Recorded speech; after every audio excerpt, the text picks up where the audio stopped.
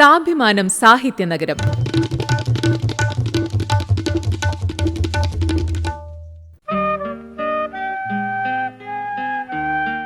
സ്മൃതി. Malabar Christian college ഹൈസ്കൂളിലെ വറീദ് മാഷ് എന്ന് പറഞ്ഞ ആൾ കുറെ പുസ്തകം വാങ്ങിയിട്ട് എന്നോടൊരു ബില്ല് ചോദിച്ചു. ഞാൻ പറഞ്ഞു, എൻ്റെ അടുത്ത് ബില്ലൊന്നുമില്ല, ഞാൻ പുസ്തകങ്ങൾ വരുത്തി നടന്നു വെക്കുന്നേ ഉള്ളൂ. കോഴിക്കോട്ടെ പ്രശസ്തനായ പുസ്തക പ്രസാധകൻ NE ബാലകൃഷ്ണ മാരാരെ കുറിച്ചുള്ള ഓർമ്മക്കുറിപ്പ് തയ്യാറാക്കിയത് പത്രപ്രവർത്തകൻ KF ജോർജ്. വീട്ടിലെ ദരിദ്ര ജീവിതത്തിന് പരിഹാരം തേടിയാണ് ആ 6ാം ക്ലാസ് വിദ്യാർത്ഥി കോഴിക്കോട് നഗരത്തിലെത്തിയത്. രാവിലെ പത്രവിൽപ്പനയും ഉച്ചകഴിഞ്ഞ് പുസ്തക വിൽപ്പനയുമായി ആ ബാലൻ നഗരത്തിന്റെ മുക്കിലും മൂലയിലുമെത്തി. ഇടയ്ക്ക് പെട്ടിക്കടക്കാരനായും ഹോട്ടൽ സപ്ലയറായും വേഷം കെട്ടി. ഇതിനിടയിലും കാൽനടയായി പുസ്തക വിൽപ്പന തുടർന്നു. പിന്നീട് ടൂറിംഗ് ബുക്ക് സ്റ്റാളും പൂർണ്ണ പബ്ലിക്കേഷനും തുടങ്ങി പുസ്തക പ്രസാധന രംഗത്തും പുസ്തക വിൽപ്പനയിലും അതികായനായി ചരിത്രം സൃഷ്ടിച്ച NE ബാലകൃഷ്ണ മാരാർ എന്ന പ്രശസ്തനായ പുസ്തക പ്രസാധകനും എഴുത്തുകാരനുമായ വ്യക്തിയുടെ ബാല്യകാലം ഇങ്ങനെയൊക്കെയായിരുന്നു. കണ്ണൂർ ജില്ലയിൽ കണ്ണവം തൃശ്ശിലേരി മീത്തലെ വീട്ടിൽ കുഞ്ഞികൃഷ്ണ മാരാരുടെയും ഞാലിൽ എടവലത്ത് തറവാട്ടിൽ മാധവി മാരാസ്യാരുടെയും മകനായി 1932 ബാലകൃഷ്ണ മാരാരുടെ ജനനം.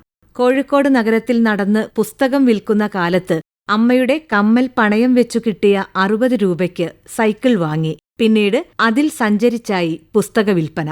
മലബാർ ക്രിസ്ത്യൻ കോളേജ് ഹൈസ്കൂൾ ഹെഡ്മാസ്റ്ററായിരുന്ന KP വറീദ് സ്കൂൾ ലൈബ്രറിയിലേക്ക് കുറച്ചധികം പുസ്തകങ്ങളുടെ ലിസ്റ്റ് ബാലകൃഷ്ണ മാരാർക്ക് നൽകി.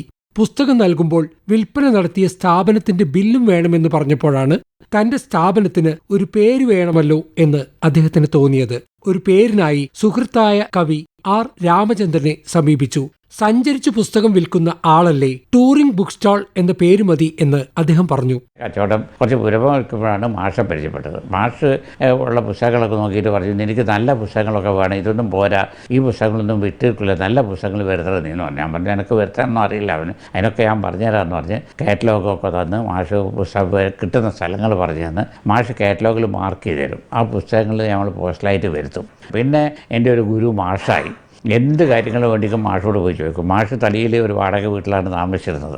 ഒരു ദിവസം മാഷ് ചോദിച്ചു, നീ എവിടെയാണോ കിടക്കുകയും നിൽക്കുന്നൊക്കെ ചോദിച്ചു. ഞാൻ പറഞ്ഞു, അതൊന്നും ശരിയല്ല സാർ, ഞാൻ അവിടെ പാർട്ടി ഓഫീസുണ്ട്, ചിലപ്പോൾ അവിടെ പോയി കിടക്കും, അല്ലെങ്കിൽ വേറെ എവിടെയെങ്കിലുമൊക്കെ കിടക്കും, അങ്ങനെ പ്രത്യേക സ്ഥലവും സൗകര്യമൊന്നും ആയിട്ടില്ല എനിക്ക്. എന്നാൽ പിന്നെ നീ ഇവിടെ വന്ന് കിടന്നോ എന്ന് പറഞ്ഞു. മാഷ് വാടക വീട്ടിൽ ഒരു മുറിയിൽ ട്യൂഷൻ എടുക്കുമായിരുന്നു.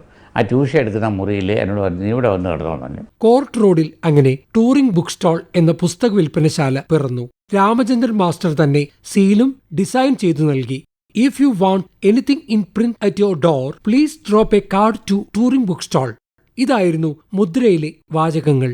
ഇംഗ്ലീഷിലെ മികച്ച ഗ്രന്ഥങ്ങൾ കണ്ടെത്തുന്നതിനും അവ എത്തിക്കുന്നതിനും R രാമചന്ദ്രന്റെ ഉപദേശവും മാർഗനിർദ്ദേശങ്ങളുമുണ്ടായിരുന്നു.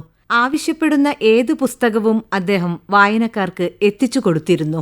അക്ഷരങ്ങളെ സ്നേഹിക്കുന്നവരെ അന്വേഷിച്ച് തെക്ക് ഫാറൂഖ് കോളേജ് വരെയും കിഴക്ക് മാവൂർ വരെയും വടക്ക് കൊയിലാണ്ടി വരെയും സൈക്കിൾ ചവിട്ടിയിരുന്നതായി കണ്ണീരിന്റെ മാധുര്യം എന്ന ആത്മകഥയിൽ മാരാർ രേഖപ്പെടുത്തിയിട്ടുണ്ട്. പാഠപുസ്തകങ്ങളുമായി അദ്ദേഹം കോളേജുകളിൽ കയറിയിറങ്ങി. പുസ്തക വിൽപ്പനയിൽ നിന്ന് 1966 മാരാർ പുസ്തക പ്രസാധന രംഗത്തേക്ക് വളർന്നു. പൂർണ്ണ പബ്ലിക്കേഷൻസ് കേരളത്തിലെ മികച്ച എഴുത്തുകാർക്കൊപ്പം നവാഗതരുടെയും പുസ്തകങ്ങൾ പ്രസാധനം ചെയ്തു. 1988 ടൂറിംഗ് ബുക്ക് സ്റ്റാൾ മുതലക്കുളത്തെ പുതിയ കെട്ടിടത്തിലേക്ക് മാറി. പ്രസാധന മേഖലയിലെ വിവിധ സംഘടനകളുടെ നായകത്വവും ഒട്ടേറെ പുരസ്കാരങ്ങളും അദ്ദേഹത്തെ തേടിയെത്തി. 2022 ഒക്ടോബർ 15 90ാം വയസ്സിൽ സംഭവബഹുലമായ ആ ജീവിതത്തിന് തിരശീല വീണു. അദ്ദേഹത്തിന്റെ ഓർമ്മയ്ക്ക് പൂർണ്ണ സാഹിത്യ സാംസ്കാരികോത്സവം എല്ലാ വർഷവും നടത്തിവരുന്നു. സാഭിമാനം സാഹിത്യനഗരം.